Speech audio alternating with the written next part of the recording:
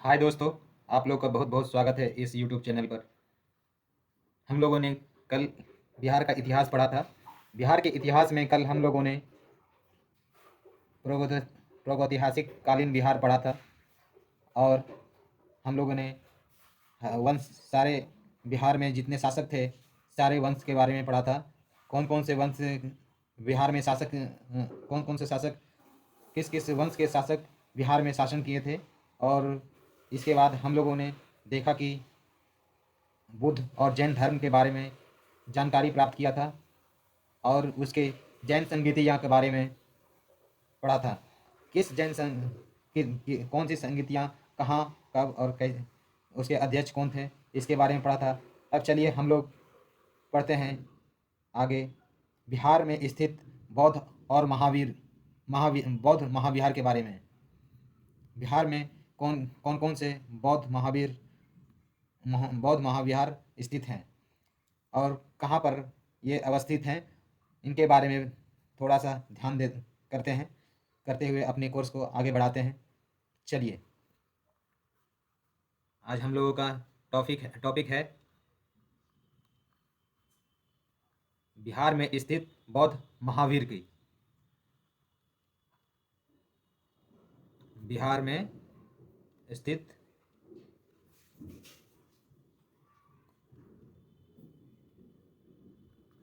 बौद्ध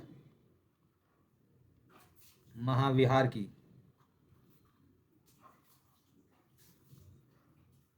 चलिए इसके बारे में पढ़ते हैं। पहला महाविहार के बारे में जानते हैं, कुर्महार महाविहार। ये कुर्महार महाविहार ये अवस्थित कहाँ है? पटना में। दूसरा, तिलक महाविहार अवस्थित है, ये नालंदा के समीप तिलास गांव है वहाँ अवस्थित है। चलिए हम इसको नोट करते हुए भी चलते हैं। पहला कौन सा मैंने बताया? कुम्रहार कुम्रहार महाविहार। कुम्रहार महाविहार ये कहाँ अवस्थित है? पटना में। दूसरा, तिलधक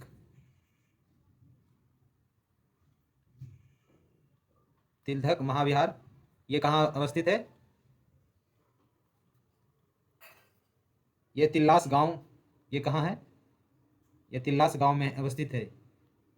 तिल्लास गांव ये कहाँ है? नालंदा के समीप है। नालंदा के समीप है। नालंदा के समीप। अब अगला, जगदल महाविहार। कौन सा महाविहार है? जगदल जगदल महाविहार है। जगदल महाविहार ये आपका स्थित है गंगा और तोजा नदी के संगम पर। ये जगदल गांव है वहाँ स्थित है। ये बांग्लादेश में पड़ता है। कहाँ? डायरेक्ट हम लिख देते हैं बांग्लादेश।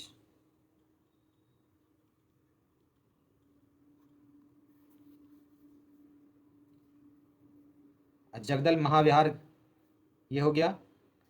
और चौथा, लोरिया नंदनगढ़ महाविहार। कौन सा? लोरिया नंदनगढ़ नंदनगढ़ या लोरिया नंदनगढ़ महाविहार ये कहाँ अवस्थित है? बेतिया में। कहाँ अवस्थित है? बेतिया। बेतिया कहाँ है? पश्चिम चंपारण में। चंपारण। और अगला महाविहार कौन सा है? श्वेतपुर। श्वेतपुर महाविहार। श्वेतपुर महाविहार ये कहाँ अवस्थित है? यह हाजीपुर के निकट चेचर ग्राम में अवस्थित है। कहाँ? चेचर ग्राम। चेचर ग्राम ये कहाँ है? ये हाजीपुर के समीप है। हाजीपुर के समीप है। हाजीपुर के ये समीप है।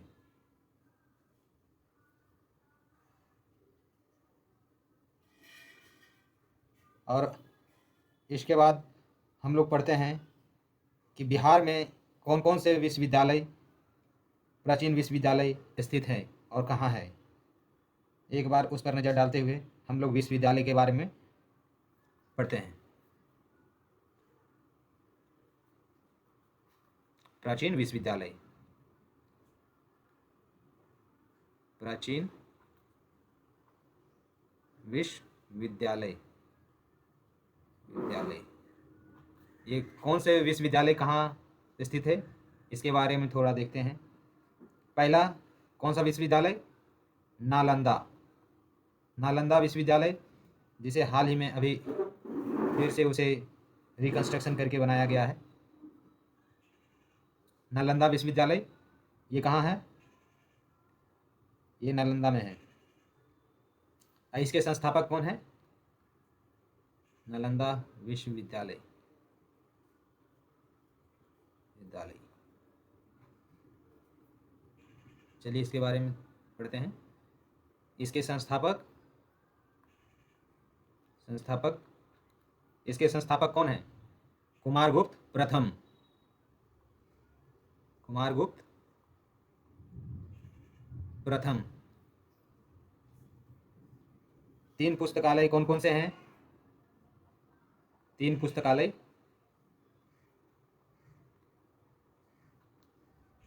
इसके 3 पुस्तकालय, रत्नासागर, रत्नासागर,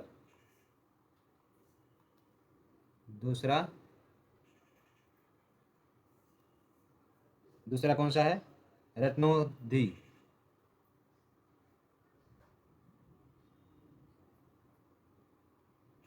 रत्नोधि। तीसरा रत्न रंजन, रत्न रंजन। ये 3 पुस्तकालय है नालंदा के, ये याद रखिएगा। कुलपति का क्या नाम था? नालंदा के कुलपति का नाम, कुलपति हुआ करते थे जिनका नाम शीलभद्र था। शीलभद्र कुलपति का नाम था।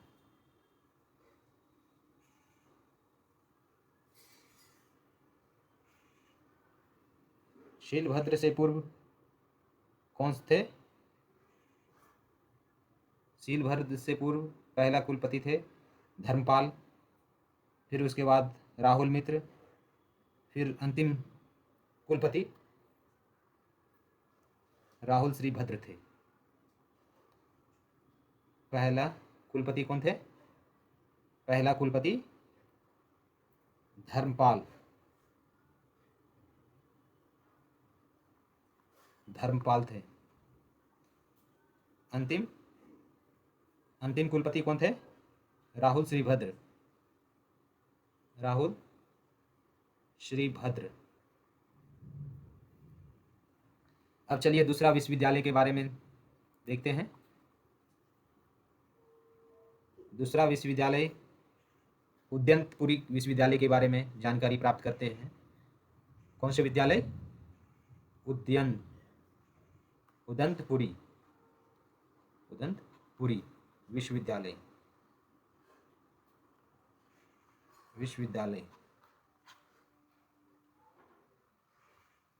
उदयंतपुरी विश्वविद्यालय के संस्थापक का नाम क्या है? संस्थापक, उदयंतपुरी के संस्थापक कौन थे? गोपाल। याद रखिएगा, ये क्वेश्चन अक्सर एग्जाम में ये पूछा जाता है। उदयंतपुरी के विश्वविद्यालय के विक्रमशिला विश्वविद्यालय के संस्थापक कौन थे? ये नालंदा विश्वविद्यालय के संस्थापक कौन थे? ये संस्थापक के बारे में ये पूछा जाता है, विश्वविद्यालय के किस विद्यालय के कौन से संस्थापक थे। तो आप लोगों ने देखा कि नालंदा विश्वविद्यालय के संस्थापक कौन थे? कुमारगुप्त प्रथम थे। और हम लोग अभी पढ़ रहे हैं उदयंतपुरी विश्वविद्यालय के बारे में, जिसके संस्थापक गोपाल थे। और ये कहाँ अवस्थित है? अवस्थिति कहाँ है? वर्तमान में बिहार शरीफ में। ये बिहार शरीफ में अवस्थित है। ये यहाँ पे क्या पढ़ाया जाता था? यहाँ ये तंत्र विद्या का केंद्र माना जाता है। यहाँ पर तंत्र विद्या पढ़ाया जाता था। किसका केंद्र था? तंत्र विद्या का, तंत्र विद्या का, याद रखिएगा दोस्तों। अब चलिए आगे पढ़ते हैं विक्रमशिला विश्वविद्यालय के बारे में। ये उदयनपुरी के बारे में जो इम्पोर्टेंट चीज़ है वो मैंने बताया है। इसके बाद देखते हैं विक्रमशिला विश्वविद्यालय के बारे में। विक्रमशिला विश्वविद्यालय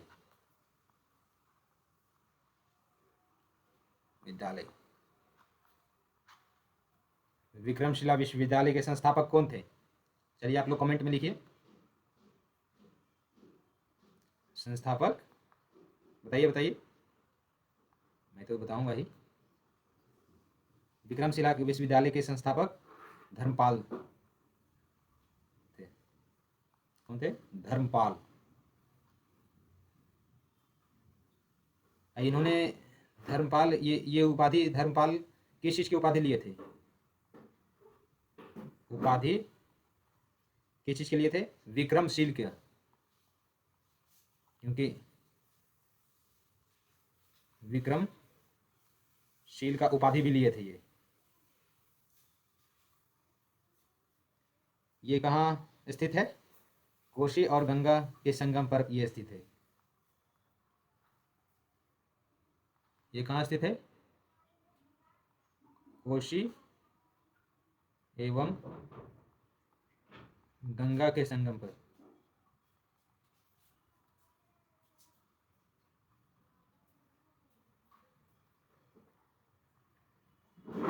ये प्रमुख केंद्र किसका रहा है? प्रमुख केंद्र यहाँ रहा है ब्रजयान संप्रदाय के प्रमुख केंद्र रहा है। प्रमुख केंद्र किनका रहा है? ये प्रमुख केंद्र ब्रजयान संप्रदाय के थे। संप्रदाय के ये प्रमुख केंद्र रहा है। यहाँ के प्रमुख विद्वान के नाम आप लोग, एक विद्वान के नाम कम से कम कमेंट में करिए, लिखिए। प्रमुख विद्वान यहाँ के रहे हैं। प्रमुख विद्वान, ये प्रमुख विद्वान निम्नलिखित यहाँ के प्रमुख विद्वान रहे हैं।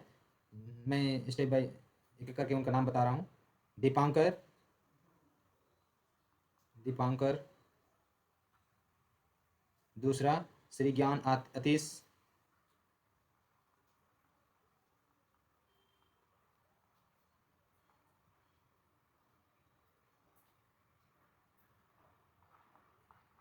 श्री ज्ञान अतीश, तीसरा वैरोचन,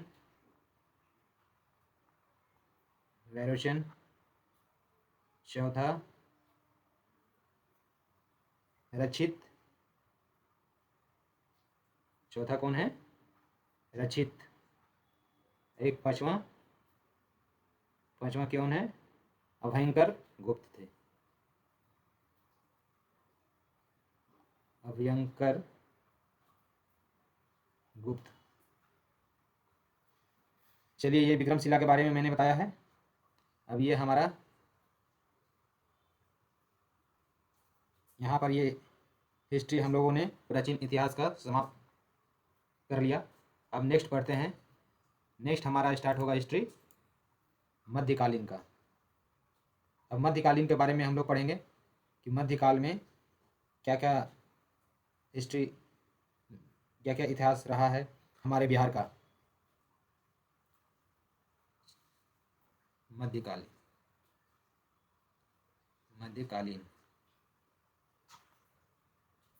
बिहार के बारे में पढ़ेंगे।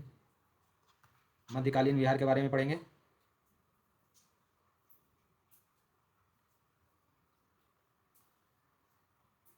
मध्यकालीन बिहार में बख्तियार खिलजी का आक्रमण के बारे में चलिए हम लोग स्टार्ट करते हैं। ये मध्यकालीन का स्टार्ट हो गया यहाँ से।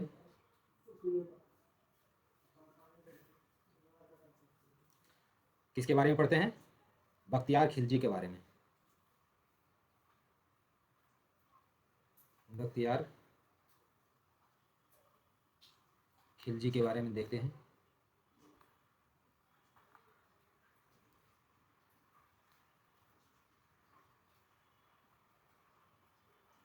ये आक्रमण कब किए थे? आक्रमण करने का इनका समय, ये 12वीं शताब्दी के अंत में आक्रमण किए थे।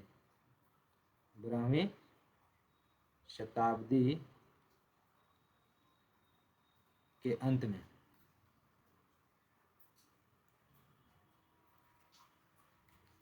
और ये किन किन चीज़ों को नष्ट किए थे?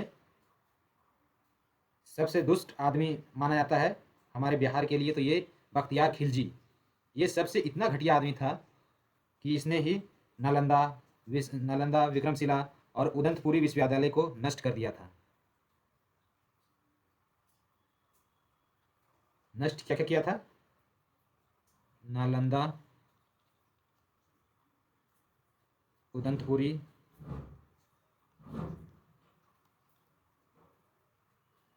विक्रमशिला,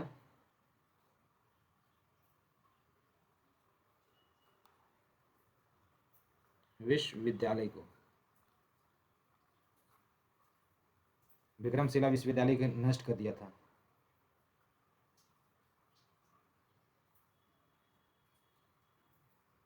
ये स्रोत हमें कहाँ कहाँ से मिलते हैं? इसके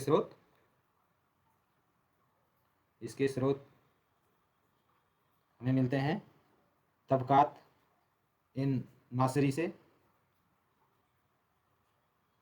तबकात ए नासरी। दूसरा स्रोत रियाज के द्वारा, ये कौन से? उस सलातीन से,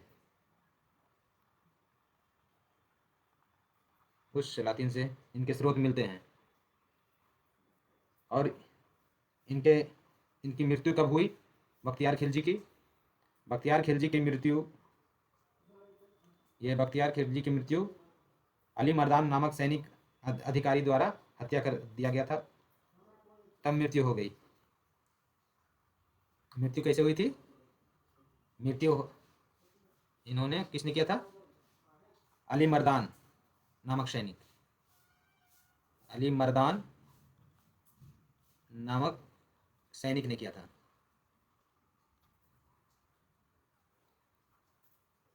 इनके समकालीन कौन थे?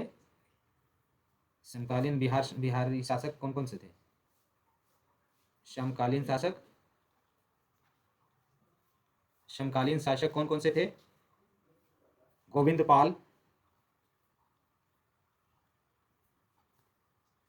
पाल, ये मगध के शासक थे। कहाँ के? मगध।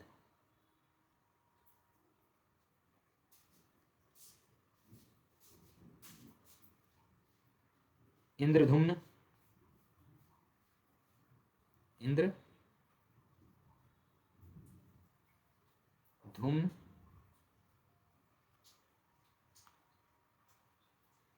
इंद्रधुम्न कहाँ के शासक थे?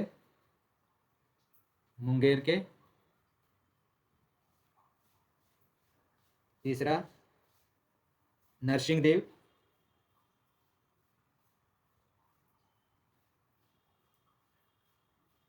नरसिंह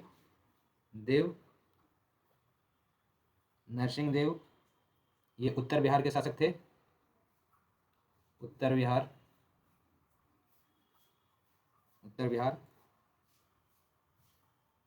नरसिंह देव ने ही नजराना पेश किया था ये इनके लिए, बख्तियार खिलजी के लिए। चलिए, ये हमारा अब बख्तियार खिलजी के बारे में ये हम लोगों ने ये सब तथ्य पता किया है। ये सब इम्पोर्टेंट तथ्य मैं बता रहा हूँ। आप लोग केयरफुली इसे 1 बार 2 बार 3 बार रिवीजन जरूर कर लेना, क्योंकि ये मैं इम्पोर्टेंट चीज़ें सिर्फ बता रहा हूँ, इसीलिए आप लोग को ये आपको माइंड में रहना ही चाहिए। इन सब से क्वेश्चन आना ही आना है। अब चलिए पढ़ते हैं हम अगला शासक चेरो राजवंश के बारे में पढ़ते हैं। चेरो राजवंश, कौन सा शासक? चेरो राजवंश। चेरो राजवंश के बारे में जानते हैं। चेरो राजवंश का उदय कब हुआ था? चेरो राजवंश का उदय पाल वंश के पतन के बाद हुआ था। किसके? पाल वंश के पतन के बाद।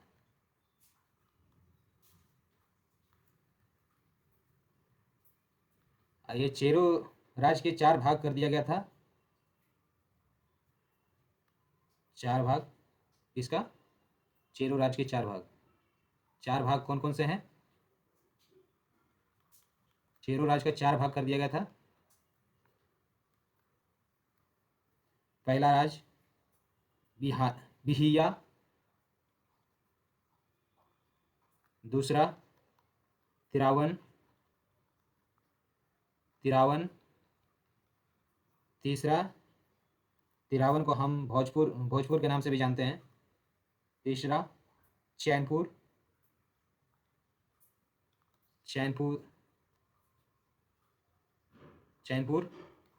चौथा देव मार्कंडे।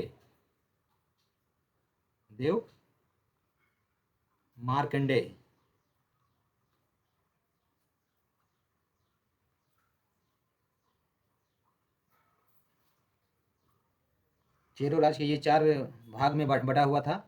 और इनके कौन कौन से क्षेत्र थे? क्षेत्र थोड़ा देख लेते हैं। ये 4 भाग के नाम हम लोगों ने जाना कि कौन कौन से ये 4 भाग का नाम था, और उसके वो सब क्षेत्र कौन कौन से क्षेत्र आते थे।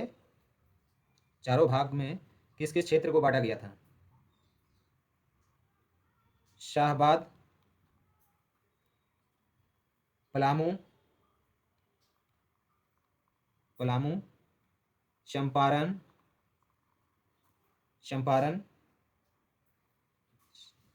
उसके बाद है सारण, और है मुजफ्फरपुर।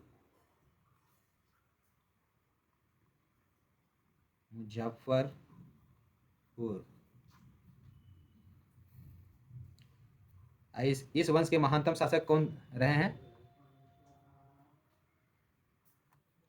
इस वंश के महानतम शासक देख लेते हैं। महानतम शासक एक ही रहे हैं, जिनका नाम था मेदिनी राय। ये पलामू के थे। महानतम शासक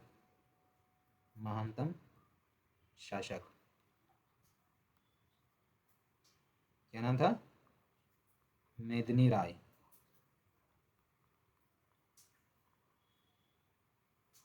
ये कहाँ के थे? पलामू के थे।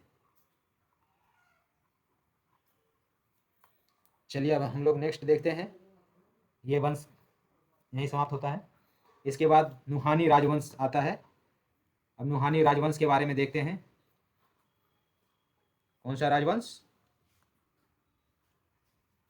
नुहानी राजवंश।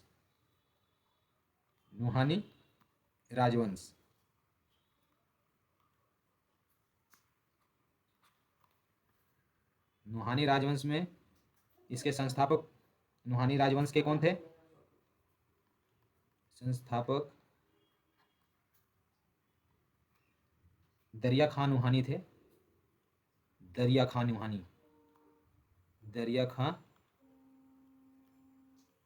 नुहानी इसके शासक थे, जो कि सिकंदर लोदी के प्रशासक थे। ये दरिया खान नुहानी सिकंदर लोदी के प्रशासक भी रहे हैं। अब प्रथम स्वतंत्र शासक कौन बने हैं इस वंश में? प्रथम स्वतंत्र शासक ये हमारा बहार खान नुहानी है। कौन है? बहार खान नुहानी। ये हमारे प्रथम स्वतंत्र शासक बने हैं इस राजवंश के। इनको किसने मार दिया था? नुहानी राजवंश का अंत कैसे हुआ? किनके द्वारा? नुहानी राजवंश का अंत किसके द्वारा हुआ था? शेर शाह सूरी के द्वारा हुआ था। शेर शाह सूरी के द्वारा हुआ था। चलिए अब हम अगले शासक के बारे में पढ़ते हैं। सल्तनत कालीन बिहार के बारे में पढ़ते हैं। अगले शासक शासक सल्तनत कालीन बिहार में कौन से रहे हैं? पहले इल्तुमिश। इल्तुमिश। इसके बाद कौन रहे हैं? इल्तुमिश। इल्तुतमिश। इनका शासनकाल कब रहा है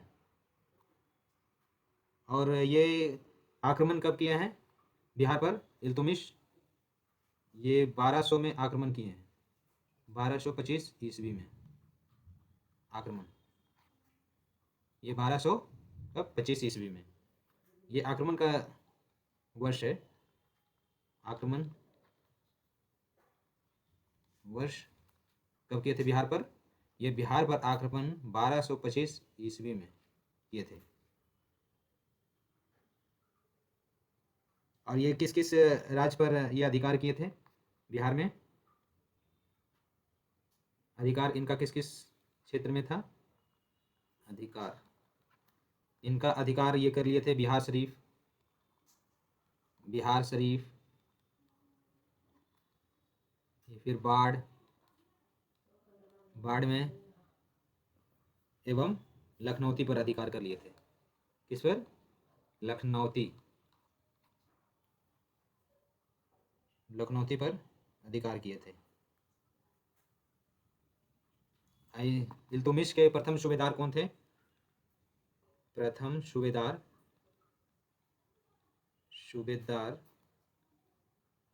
मालिक अलाउद्दीन जानी थे। मालिक अलाउद्दीन जानी थे। कौन थे ये? मालिक अलाउद्दीन जानी ये प्रथम सूबेदार थे। इनके पुत्र का नाम क्या था? इनके पुत्र का नाम नसीरुद्दीन मोहम्मद। पुत्र कौन थे? नसीरुद्दीन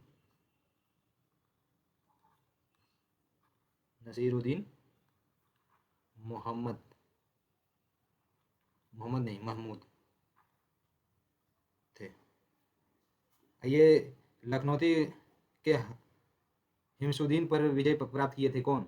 ये नसीरुद्दीन महमूद ही विजय प्राप्त किए थे। किस पर?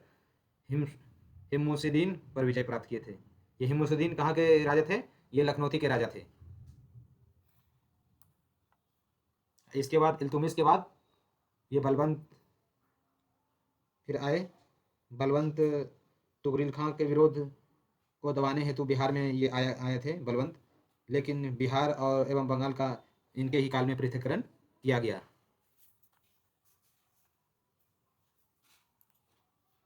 इसके बाद कौन आए थे?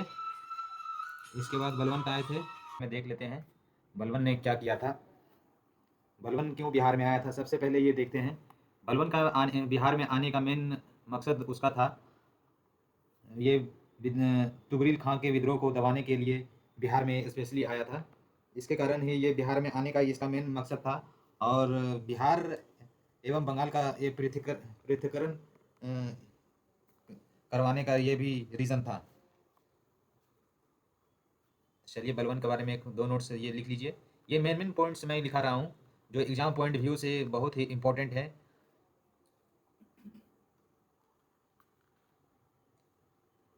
एक सेकेंड।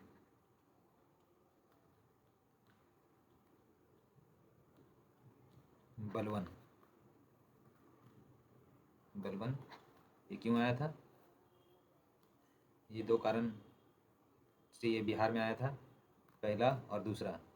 पहला कारण ये था कि तुगरिल खां के विद्रोह को दबाने हेतु आया था। किसके? तुगरिल खां के विद्रोह हेतु,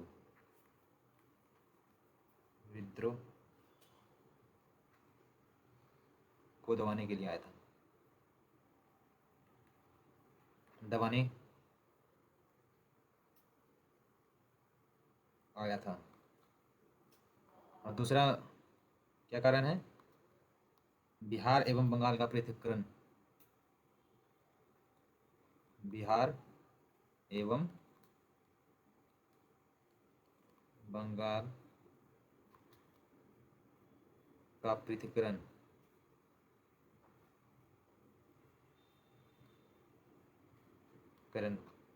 हुआ था इसके काल में। अब इसके बाद हम लोग देखते हैं खिलजी वंश के बारे में। खिलजी वंश के बारे में इसके बाद चलिए अगला खिलजी वंश को देखते हैं। खिलजी वंश बंगाल के शासक रुकुनुद्दीन केकाउस का आधिपत्य था। खिलजी वंश इसके बारे में देखने जा रहे हैं। खिलजी वंश, और ये खिलजी वंश दरभंगा के राजा शक्र सिंह द्वारा अलाउद्दीन खिलजी के सेनापति शेख मोहम्मद इस्माइल पर यह विजय प्राप्त किया था। ये खिलजी विजय किस पे प्राप्त किया था? विजय लिख लेते हैं। इसने विजय प्राप्त किया था किस पर? इसने विजय शेख मोहम्मद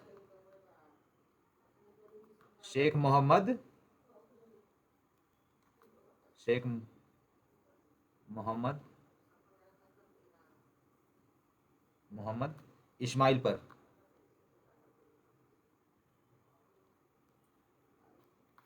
शेख मोहम्मद इस्माइल पर यह विजय प्राप्त किया था। ये शेख मोहम्मद कौन थे? अलाउद्दीन खिलजी के सेनापति थे। कौन थे? अलाउद्दीन के सेनापति थे।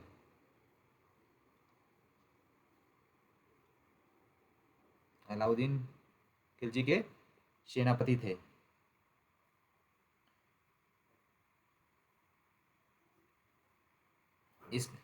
इसके बाद ये किसके खिलजी वंश किसके आधिपत्य थे? किसके आधिपत्य थे?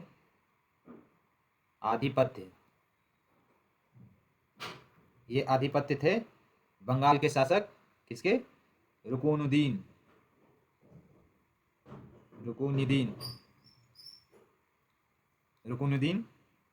केकाउस के।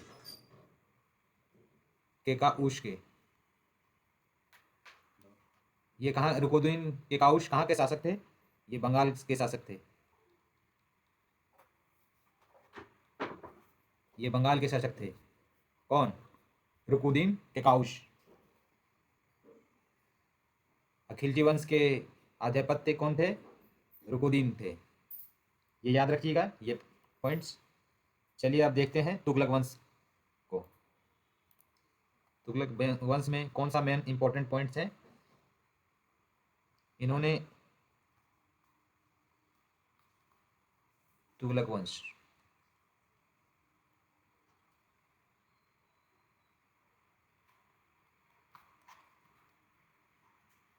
इसमें कौन कौन से मेन शासक रहे थे? इनके तुगलक वंश के मेन शासक दो थे। पहला हम लोग देखते हैं ये गियासुद्दीन तुगलक। कौन पहला थे? गियासुद्दीन तुगलक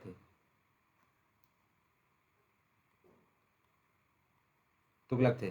और दूसरे शासक कौन थे? फिरोज शाह तुगलक। कौन? फिरोज शाह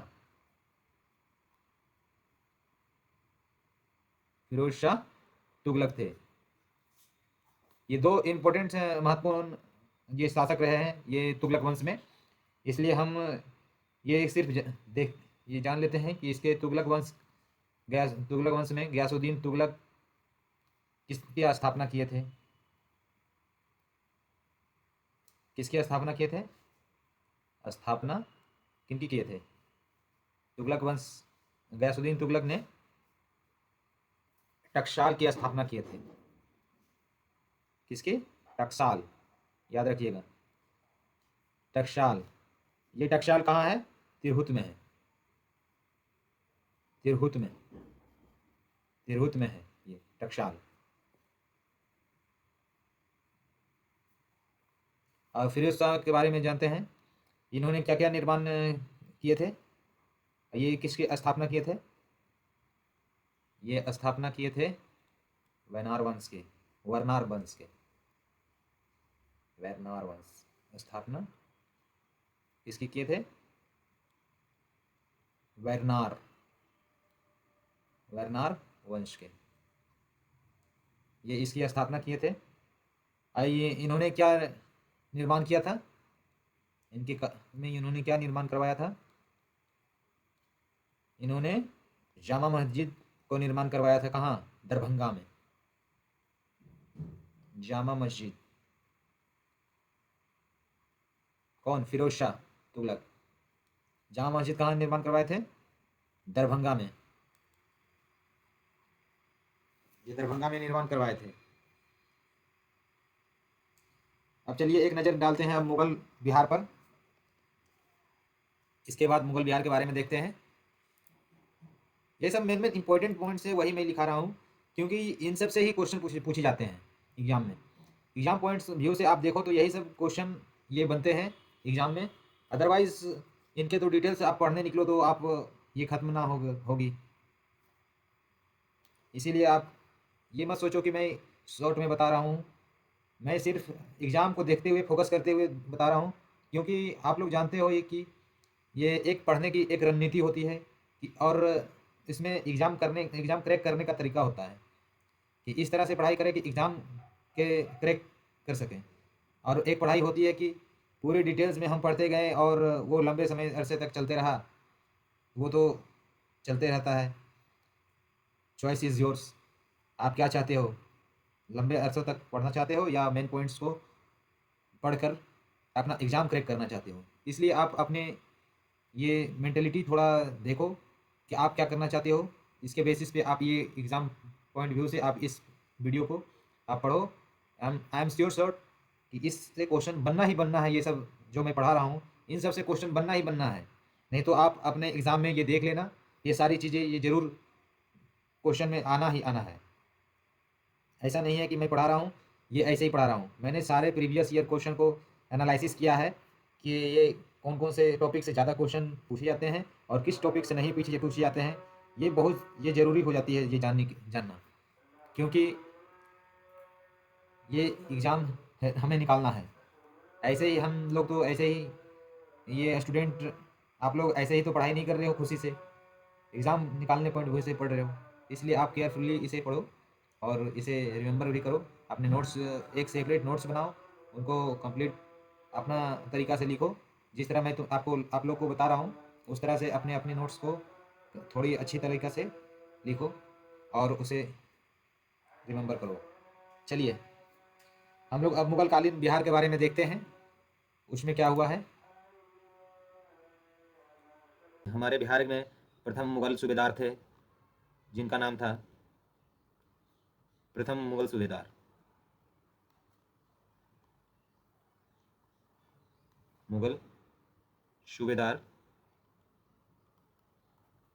जिनका नाम था खान ए खानम मुनीम। क्या नाम था? खान ए खानम मुनीम। इनका नाम खान ए खानम मुनीम था। किनका? ये प्रथम मुगल सूबेदार का। और अकबर ने किस किस पर विजय प्राप्त किया था? हाजीपुर दुर्ग पर विजय प्राप्त किया था, मिथिला पर विजय प्राप्त किया था। अकबर का देखे तो ये हाजीपुर पर, किनका? अकबर। ये प्रमुख तथ्य हैं जो आप इनको पढ़ते चलो, क्योंकि मैं इसलिए नहीं पढ़ा रहा हूँ क्योंकि इन सब से ही क्वेश्चन आते हैं। आप ध्यान में लेकर ये पढ़े चलो। अकबर किस पर विजय प्राप्त किया था? अकबर ने विजय प्राप्त किया था हाजीपुर दुर्ग पर। पहला हाजीपुर दुर्ग। और कब प्राप्त किया था? ये आपका 1574 ईस्वी में प्राप्त किया था इस पर विजय। दूसरा मिथिला पर ये कब प्राप्त किया था? इस पर 1575 ईस्वी में।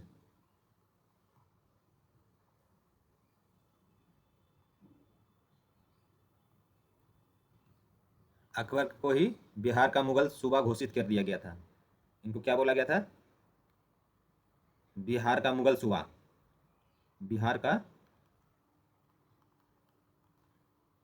मुगल सूबा घोषित किया गया था। कब? 1580 ईस्वी में, 1580 में। और दूसरा, इसके बाद अकबर के बाद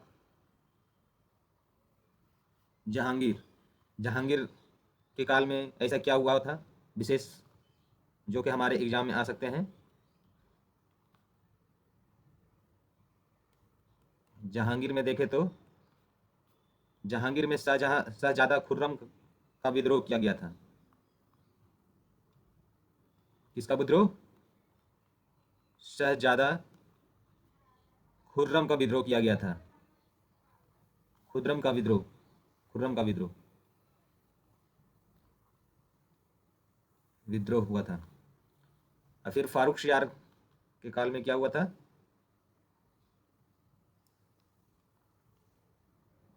फर्रुख सियार के काल में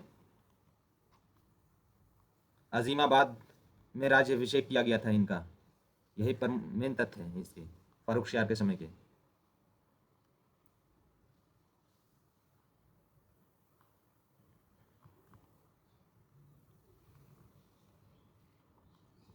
अजीमाबाद में क्या हुआ था? राज्याभिषेक हुआ था। अजीमाबाद में राज्याभिषेक किया गया था। ये अजीमाबाद कहाँ कहाँ है अभी करंट में? ये अजीमाबाद पटना में। अब चलिए देखते हैं बिहार के प्रमुख मुगल सूबेदार कौन कौन से रहे। मुगल सूबेदार के बारे में देखते हुए आगे बढ़ते हैं। बिहार के मुगल सूबेदार, बिहार के प्रमुख मुगल सूबेदार के बारे में जानते हैं।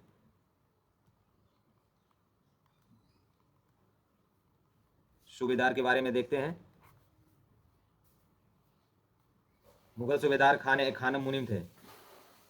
ये प्रथम मुगल सूबेदार देखा जाए तो खान ए खानम मुनीम थे।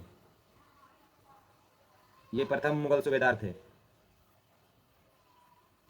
प्रथम मुगल सूबेदार कौन थे? खान ए खानम, खान ए खानम मुनीम जी थे।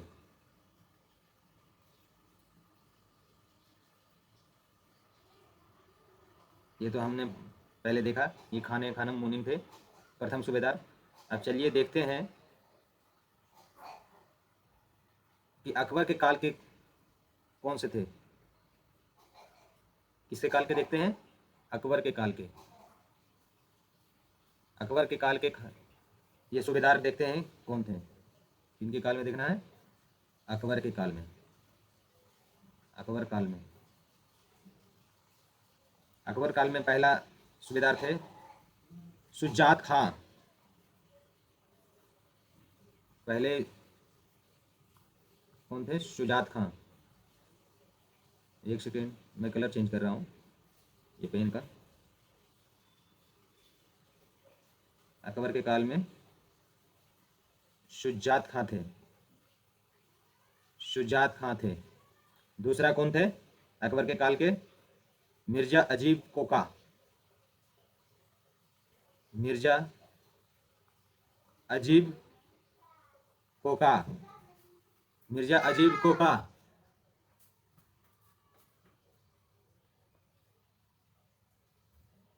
मिर्जा अजीब कोका थे।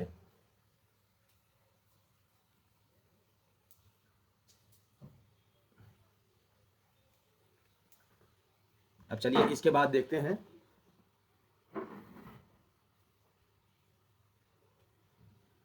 जहांगीर के काल में कौन थे। अब इसके बाद जहांगीर को देखते हैं। एक सेकेंड,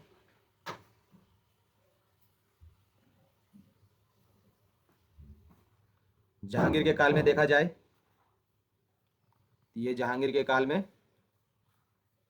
अफजल खां थे। इसके काल में अफजल खां थे और शहजादा परवेज भी थे। जहांगीर के काल में, थोड़ा सा मैं पानी पीने लग गया था इसी वजह से चुप था। पहला थे जहांगीर के काल में अफजल खां, अफजल खां। दूसरा कौन थे? शहजादा, शहजादा परवेज थे। कौन थे? परवेज। और इसके बाद औरंगजेब के काल में कौन सूबेदार थे? इसी काल में, औरंगजेब के काल में देखते हैं, औरंगजेब काल में कौन प्रमुख सूबेदार थे? औरंगजेब काल में देखते हैं, ये शहजादा अजीम थे। ये शहजादा परवेज अलग है और शहजादा अजीम अलग है। शहजादा कौन थे? अजीम थे। अब इसके बाद शाहजहां के काल में देखा जाए तो शाहजहां के काल में ये थे, शाहजहां के काल में कौन थे? आप लोग कमेंट में लिखिए तब तक। शाहजहां के काल में, शाहजहां के काल में कौन थे? ये थे खान एक आलम और शाइस्ता खां थी। खान आलम और शाइस्ता खां। पहला कौन था? खान एक आलम, आलम, आलम। और दूसरा शाइस्ता खां, शाइस्ता खां, शाइस्ता खां थी। चलिए, हम लोगों ने ये सूबेदार, मुगल काल के सूबेदार के बारे में देख लिया। इसके बाद हम लोग देखते हैं शेर शाह सूरी के बारे में थोड़ा पढ़ते हैं। शेर शाह सूरी के बारे में अध्ययन करते हैं। चलिए, शेर शाह, हेडिंग डालिए शेर शाह सूरी, शेर शाह सूरी, शेर शाह सूरी। इनके का इनके इनका बचपन का नाम क्या था? आप लोग बताइए। इनका बचपन का नाम, बचपन नाम आप लोग भूल नहीं जाना रे, याद रखिएगा। इनका बचपन का नाम था फरीद। मैं बता दिया हूँ रे कि बचपन का नाम मेरा भूल नहीं जाना रही। फरीद मेरा नाम नहीं है, मेरा नाम रवि है। इनका बचपन का नाम फरीद है। और पिता का नाम, पिता कौन थे? इनके पिता थे हसन खां। ये हसन खां थे और ये सासाराम के जागीरदार रह चुके थे। हसन खां, ये कौन थे? सासाराम के जागीरदार थे, जागीरदार। और इन्होंने कौन कौन से प्रमुख युद्ध लड़ाई लड़े थे? प्रमुख युद्ध देखा जाए, प्रमुख युद्ध इनका था चौसा का युद्ध। आप लोग जानते ही होंगे। प्रमुख युद्ध में हम लोग ले सकते हैं ये चौसा का युद्ध, चौसा का युद्ध। ये चौसा का युद्ध थे। ये कब लड़े थे चौसा का युद्ध? 1539 ईस्वी में, 1539 ईस्वी में लड़े थे। और दूसरा युद्ध कौन सा लड़े थे? दूसरा युद्ध लड़े थे, बिलग्राम का युद्ध लड़े थे। ये भी प्रमुख था। ये बिलग्राम युद्ध लड़े थे। ये कब लड़े थे? 1540 ईस्वी में। और इन्होंने कौन कौन सी उपाधियां ली थी? इन्होंने उपाधियां देखा जाए तो ये उपाधि लिए थे, उपाधि लिए थे शेर खां की, तभी शेर शाह सूरी कहा जाता है। शेर खां और हजरत ए आला के लिए थे, हजरत ए आला के लिए थे, ये उपाधि लिए थे, हजरत ए आला। और इनका मकबरा कहाँ है? इनका मकबरा, इनका मकबरा है कहाँ? सासाराम में। ये याद रखिएगा, इंपॉर्टेंट फैक्ट्स। इसके बाद हम लोग एक नज़र डालते हैं मध्यकालीन अभिलेख पर। हमारे बिहार के मध्यकालीन क्या क्या अभिलेख रहे हैं उनको देखते हुए आगे बढ़ते हैं।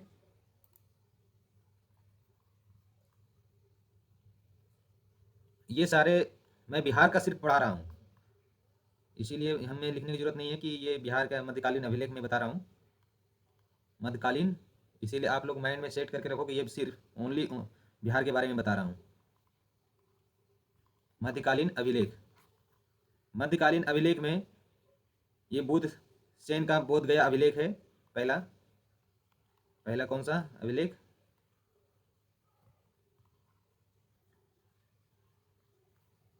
ये बुद्ध सेन का अभिलेख है। बुद्ध सेन का बोध गया अभिलेख है।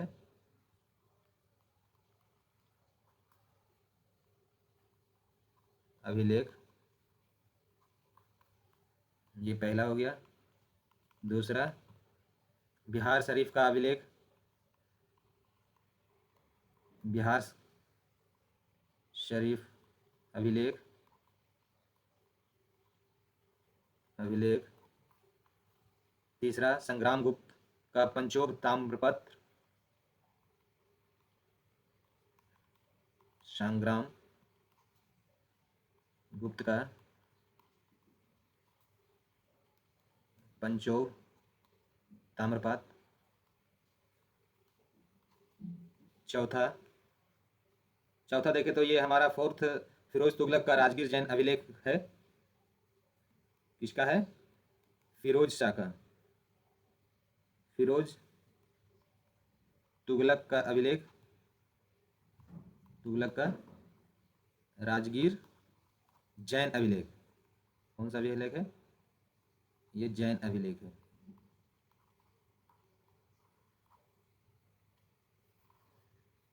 इसके बाद हम लोग देखते हैं फोर्थ के बाद फिफ्थ नंबर पर यह हमारा कौन सा अभिलेख है?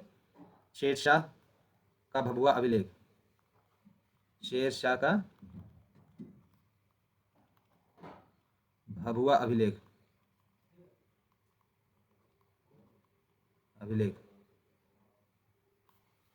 बल्लाल सेन का सनोखर अभिलेख,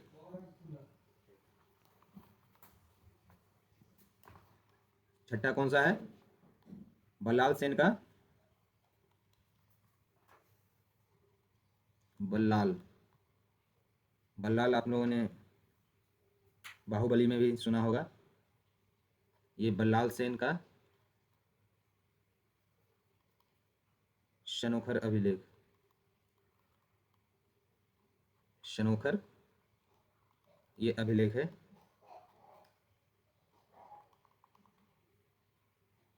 और लास्ट है मोहम्मद बिन तुगलक का बेनीबन अभिलेख, मोहम्मद बिन तुगलक का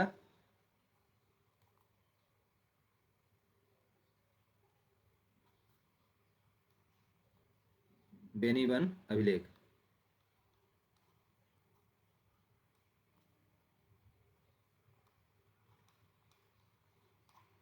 ये हमारा अभिलेख के बारे में मैंने बताया। अब चलिए पढ़ते हैं यूरोपियों का आगमन हुआ कब हुआ और किसने पहले किया, कौन पहले आए, फिर उसके बाद उन्होंने क्या यहाँ बिहार में ऐसा क्या किया, उसके बारे में पढ़ते हैं, यूरोपियों के आगमन के बारे में। चलिए आगे लिखिए, हेडिंग डालिए, यूरोपियों का आगमन। यूरोपियों का बिहार आगमन लिख दीजिए, बिहार आगमन।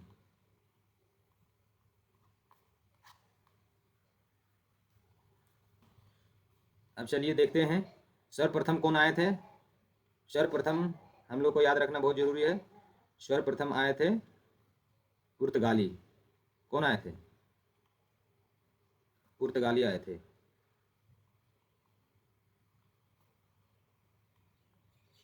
पुर्तगाली आए थे। चलिए पुर्तगाली के बारे में कुछ हम जानकारी प्राप्त करते हैं। पुर्तगाल ये कब आए थे बिहार में, कितने नंबर पर यूरोपियों में? ये आगमन इनका कब हुआ था? सबसे पहले हुआ था यूरोपियों के काल में। आगमन इनका लिखे तो इनका प्रथम आगमन था बिहार में, इनका पुर्तगाली का। और ये इनका व्यापारिक केंद्र कहाँ था?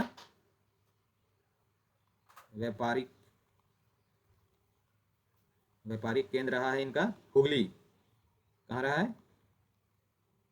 हुगली, जो कि कहाँ है? बंगाल में है। आप लोग जानते होंगे ये बात। इन किस चीज़ का व्यापार करते थे? व्यापार इनका था किस चीज़ का? शोरा का व्यापार। शोरा का व्यापार। शोरा के चलते एक विद्रोह भी हुआ था, मैं आगे बताऊंगा। शोरा का व्यापार, पुर्तगाली ये के बारे में ये महत्वपूर्ण तथ्य हैं। चलिए अब इसके बाद हम लोग पढ़ते हैं डच के बारे में। इनके बारे में, डच के बारे में।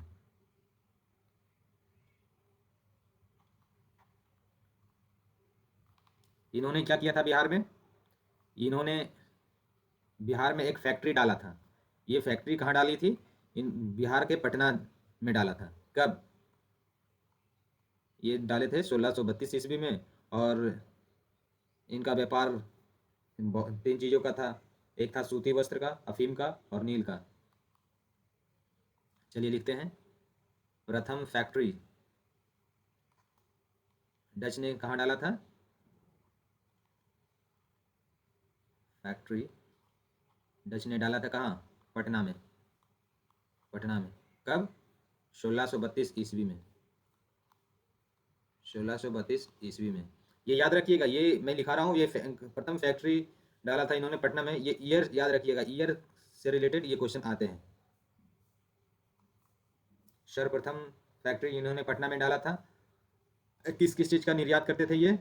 निर्यात देखा जाए तो मैंने अभी बताया, ये सूती वस्त्र का, सूती वस्त्र का। दूसरा अफीम का, अफीम का। तीसरा नील का। ये तीन चीज़ों का निर्यात करते थे। तीन चीज़ों का निर्यात करते थे। और इसके बाद हम लोग पढ़ते हैं डच के बारे में। सॉरी, डच के तो हम लोग पढ़ लिए। इसके बाद अंग्रेज के बारे में पढ़ते हैं। अंग्रेजों का आगमन कब हुआ? ये प्रथम फैक्ट्री कब डाले?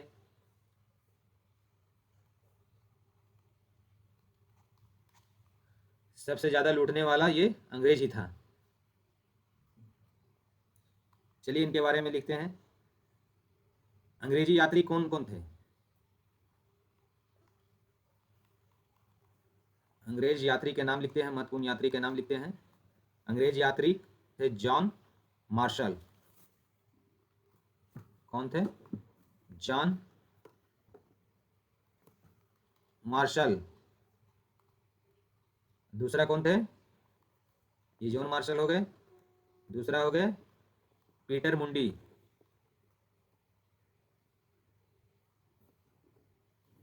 पीटर मुंडी। इन्होंने प्रथम फैक्ट्री कहाँ डाला था? ये प्रथम फैक्ट्री डाले थे पटना। ये भी पटना में डाले थे। इनका प्रथम फैक्ट्री, ये प्रथम फैक्ट्री कहाँ डाले थे? पटना में। ये कब डाले थे? 1620 ईस्वी में। ये 1620 ईस्वी में डाले थे। इन्होंने एक निर्माण किया था पटना में।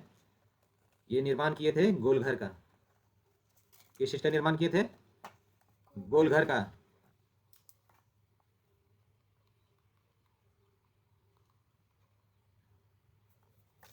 ये कब निर्माण किए थे? ये 1786 ईस्वी में किए थे। इनका प्रथम अंग्रेज मजिस्ट्रेट कौन था? अंग्रेज प्रथम कौन सा प्रथम मजिस्ट्रेट था अंग्रेजों का? अंग्रेजों का प्रथम मजिस्ट्रेट का नाम था,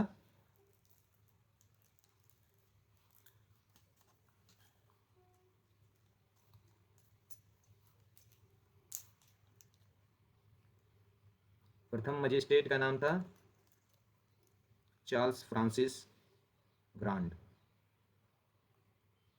प्रथम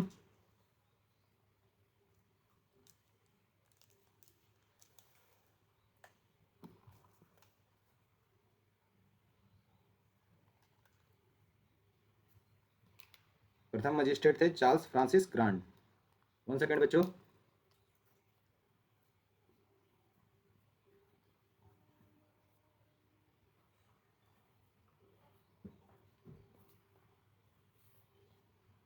कौन थे? Charles Francis grand.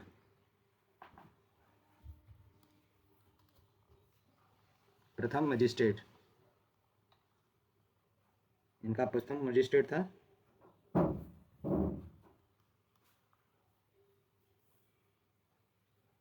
Magistrate Charles Francis grant थे। कब बना था ये प्रथम मजिस्ट्रेट? प्रथम मजिस्ट्रेट बना था इनका 1865 ईस्वी में बना था। ये अंग्रेजों के बारे में हम लोगों ने पढ़ लिया। चलिए अब इसके बाद हम लोग आधुनिक बिहार के इतिहास के बारे में पढ़ते हैं। यहाँ से हम लोग अब आधुनिक बिहार स्टार्ट करते हैं। आधुनिक बिहार के बारे में जानकारी लेते हैं कि आधुनिक बिहार में कौन कौन से विद्रोह हुए हैं। इसको देखते हुए हम लोग अपने कोर्स को आगे बढ़ाते हैं। अब ये हमारा ये समाप्त हो गया अपना मध्यकालीन का। अब हमारा यहाँ से स्टार्ट होगा आधुनिक बिहार। हम लोगों ने पढ़ लिया है ये मध्यकालीन, इसके बाद हम लोग को पढ़ना है आधुनिक बिहार। अब विद्रोह के यहाँ से आपका विद्रोह स्टार्ट होगा। ये आधुनिक बिहार में ही विद्रोह, जितने विद्रोह हुए हैं ये सब आधुनिक बिहार में माना जाता है कि ये यहाँ से जहाँ जब से विद्रोह ये स्टार्ट होने लगे हैं ये आधुनिक बिहार, आधुनिक वो इतिहास कहा गया है इनको। और बिहार में कितने विद्रोह हुए हैं और कौन कौन से विद्रोह हुए हैं और क्यों, किस कारण से हुए हैं, इसके लिए हम लोग अब आगे पढ़ते हैं। चलिए यहाँ से न्यू पेज में लिखिएगा आधुनिक बिहार के बारे में। आधुनिक बिहार का विद्रोह, आधुनिक बिहार का इतिहास।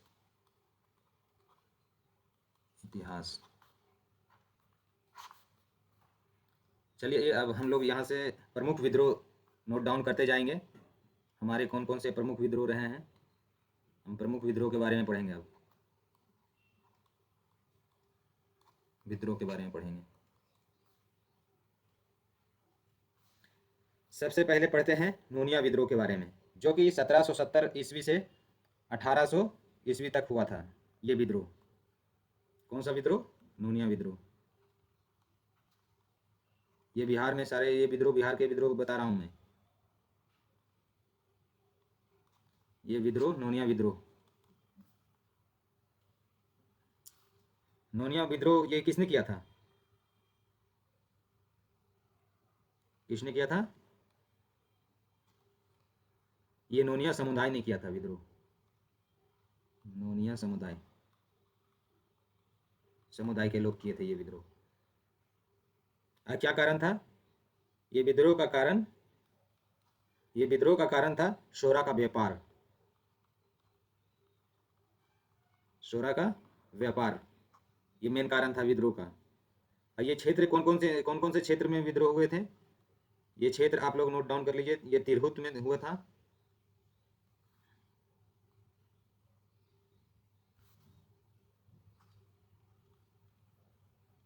तिरहुत, हाजीपुर, सारण, हाजीपुर, सारण, और कहाँ? और लिख लीजिए पूर्णिया में भी हुआ था। पूर्णिया। चलिए इसके बाद देखते हैं नूनिया विद्रोह के बाद ये हमारा तमाड़ विद्रोह हुआ था। ये कब हुआ था? नूनिया विद्रोह के बाद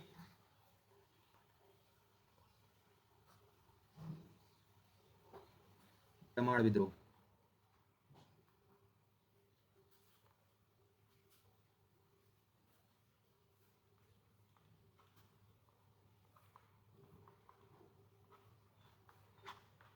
ये हमारा तमाड़ विद्रोह कब से कब हुआ था? ये तमाड़ विद्रोह हमारा 1789 से 1832 ईस्वी तक हुआ था। 1832 ईस्वी तक हुआ था। ये इनका विद्रोह का क्षेत्र कौन कौन सा था? विद्रोह का क्षेत्र था हमारा, ये क्षेत्र छोटा नागपुर रहा है। और ये विद्रोह किसने किया था? किसने किया था? ये विद्रोह उराव जनजाति द्वारा किया गया था। कौन सा विद्रोह? तमाड़ विद्रोह। उराव जनजाति द्वारा, उराव जनजाति द्वारा किया गया था। ये विद्रोह का कारण क्या रहा है? कारण कारण रहा है कि जमींदारों के विरोध में ये विद्रोह किया गया था, जमींदारों के विद्रोह में।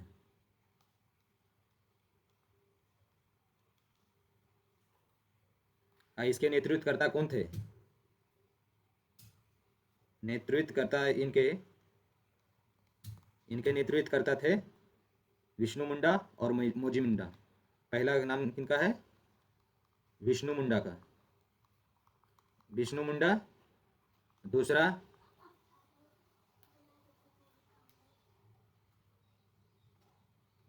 मोजी मुंडा, ये मोजी मुंडा थे।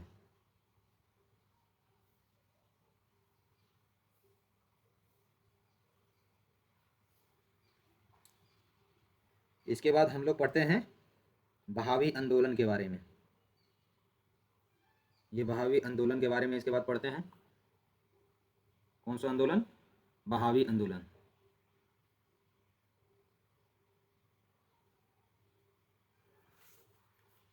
ये बहावी आंदोलन, चलिए हम लोग नेक्स्ट स्टार्ट करते हैं।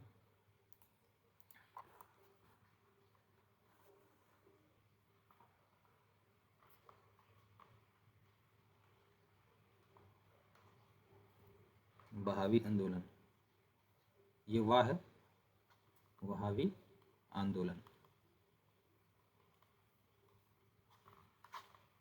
ये विद्रोह हमारा कब से कब स्टार्ट हुआ था? ये विद्रोह 1832 के और 1856 के बीच में ये विद्रोह स्टार्ट हुआ था। ये विद्रोह का प्रमुख नेता थे विलायत अली खां और इनायत अली खां, और इनके दो नेता और थे शाह मोहम्मद हुसैन, फसरत हुसैन।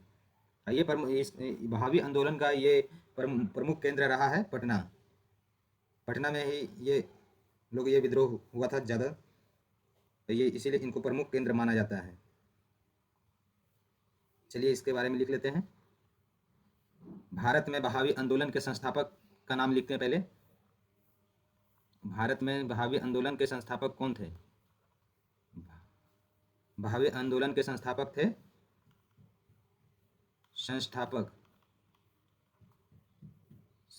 थे कहाँ के? भारत में देखा जाए तो इसके संस्थापक थे सैयद अहमद। कौन थे? सैयद अहमद बरेलवी। सैयद अहमद बरेलवी नाम था इनका, बरेलवी। ये कहाँ के थे? उत्तर प्रदेश के थे, ये उत्तर प्रदेश के थे। अब प्रवर्तक का नाम लिख लीजिए, मोहम्मद अब्दुल वहाब। इनका नाम प्रवर्तक का नाम मोहम्मद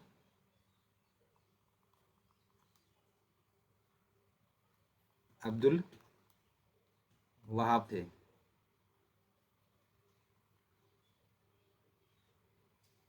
इसका प्रमुख केंद्र कहाँ रहा है?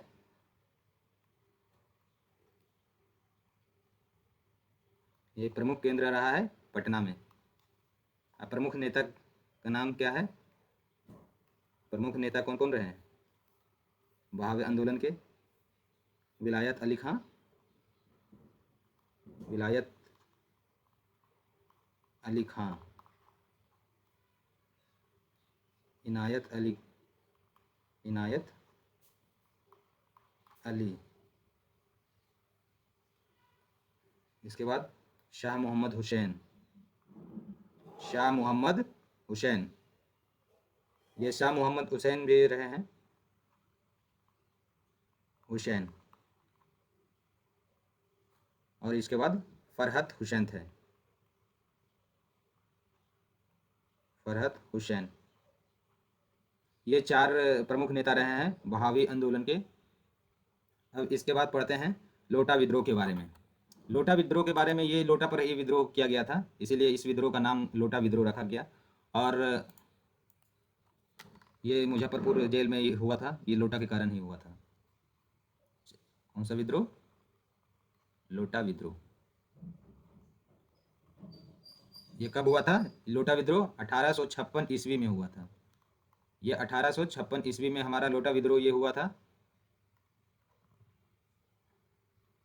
ये कहाँ हुआ था? स्थान स्थान हम लोग देखें। स्थान हमारा ये कहाँ था? यह स्थान था मुजफ्फरपुर में। मुजफ्फरपुर। ये कहाँ हुआ था? जेल के अंदर हुआ था, मुजफ्फरपुर जेल में हुआ था। और क्या कारण हुआ था? इसका मुख्य कारण था इस विद्रोह का कि जेल में पीतल की जगह मिट्टी का लोटा दिया गया था। जेल में पीतल के जगह मिट्टी का लोटा दिया गया था। मिट्टी का लोटा दिया गया। ये प्रमुख विद्रोह थे। ये प्रमुख विद्रोह थे, लोटा विद्रोह भी। और इसके बाद हम लोग पढ़ेंगे पहाड़िया विद्रोह के बारे में। ये पहाड़ी विद्रोह ये कहाँ हुआ था? ये पहाड़ी विद्रोह संथाल परगना में हुआ था, जो कि ये संथाल परगना अभी झारखंड में पड़ता है। चलिए इसके बाद हम लोग क्या पढ़ेंगे? पहाड़िया विद्रोह। पहाड़िया विद्रोह ये कब हुआ था? 1772 से 1780 ईस्वी में हुआ था। पहाड़िया विद्रोह में देखे तो ये कहाँ हुआ था? स्थान संथाल परगना में हुआ था। परगना। और ये नेतृत्वकर्ता कौन थे इसके?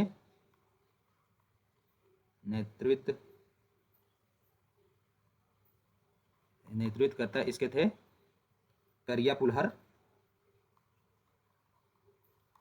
करिया पुल्हर थे। और चेंगरू सावरिया थे। और बहुत सारे थे, लेकिन ये प्रमुख ये नेता थे, नेतृत्वकर्ता। नेता ही कहा जाता है अभी के समय में। चेंगरू सावरिया थे। और लिख लीजिए आदि थे, लेकिन ये मैंने याद रखिएगा। पहाड़िया विद्रोह का परिणाम क्या हुआ? पहाड़िया सरदार और अंग्रेजों के बीच समझौता ये हुआ। परिणाम में क्या मिला? परिणाम में हुआ कि दोनों के बीच समझौता किया गया। परिणाम हुआ कि समझौता किसके किसके बीच? पहाड़िया सरदार और अंग्रेजों के बीच। और अंग्रेज के प्रशासक कौन थे? ये पूछ सकता है कि पहाड़िया विद्रोह में अंग्रेज के प्रशासक कौन थे? तो लिख लीजिए, ये अंग्रेज प्रशासक थे अगस्टक क्लीवलैंड थे। अगस्टक क्लीवलैंड थे। कौन थे? अगस्टक क्लीवलैंड थे। चलिए इसके बाद हम लोग देखते हैं ताना विद्रोह को। इसके बाद ताना विद्रोह हुआ था 1914 ईस्वी में। ये स्वतंत्रता तक ये चला था, ये विद्रोह। ये लंबा विद्रोह चला था।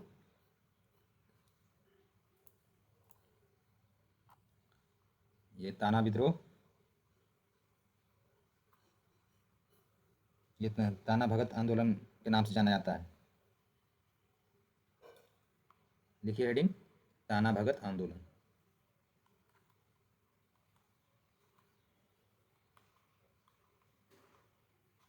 ताना भगत आंदोलन ये कब से कब तक हुआ था? 1914 से स्वतंत्रता तक ये चलते रहा, ये विद्रोह, ताना भगत आंदोलन। इसका प्रारंभिक नाम क्या था ताना भगत आंदोलन का? प्रारंभिक नाम था क्या? कुरुक धर्म था। कुरुक धर्म के नाम से भी ये ताना भगत आंदोलन को जाना जाता है। इसके ये आंदोलन का कारण क्या था? प्रकृति लिखे तो ये प्रकृति में हमारा धार्मिक और आर्थिक सुधार के लिए ये आंदोलन किया गया था। इसका प्रकृति कैसा था? धार्मिक और आर्थिक सुधार के लिए, आर्थिक सुधार के लिए किया गया था। इसके नेतृत्वकर्ता कौन थे? नेतृत्वकर्ता थे, इसके नेतृत्वकर्ता थे जतरा भगत। कौन थे? जतरा भगत। ये नेतृत्व करता रहे। ये किस तरह का आंदोलन था? ये हमारा गांधीवादी आंदोलन के सम्मेलन था। ये कैसा आंदोलन था? गांधीवादी, ये लिख लीजिए, गांधीवादी आंदोलन के सम्मेलन था। किसके सम्मेलन था? आंदोलन के सम्मेलन था।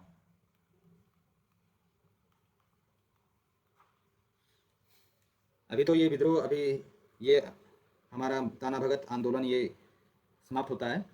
इसके बाद कई विद्रोह अभी चलने वाले हैं। कोल विद्रोह, संथाल विद्रोह, बिहार की क्रांति चलेगी। फिर उसके बाद उसमें 1857 में से स्टार्ट होगी रोहिणी विद्रोह, और बहुत सारे विद्रोह उस टाइम स्टार्ट हो गए। फिर कुंवर सिंह हम लोग पढ़ेंगे।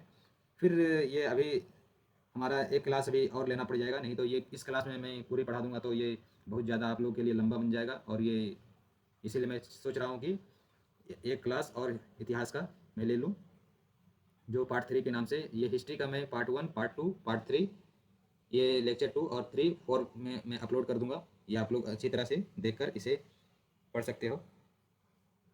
चलिए ठीक है, आज का क्लास यहीं समाप्त करते हैं। नेक्स्ट क्लास में मिलेंगे। ओके, आप लोग सही से रहिए, सही से पढ़िए, सही से बढ़िए, अपने स्वास्थ्य का ख्याल रखिए। ओके, जय हिंद, जय भारत।